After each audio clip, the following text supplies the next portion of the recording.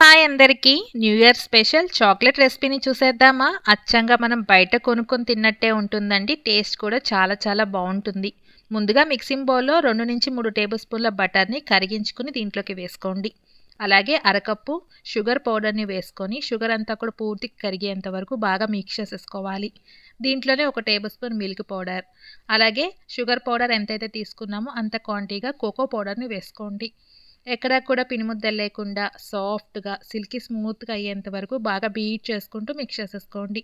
దీనంతా కూడా చాక్లెట్స్ మౌల్డ్‌లోకి ఈ బ్యాటర్‌నంతా ట్రాన్స్‌ఫర్ చేసుకొని, ఎక్కడా కూడా ఎయిర్ బబుల్స్ లేకుండా గట్టిగా ప్రెస్ చేస్తూ ఈ మౌల్డ్‌లోకి ట్రాన్స్‌ఫర్ చేసుకున్నాక ఇలా బీట్ చేసుకోండి.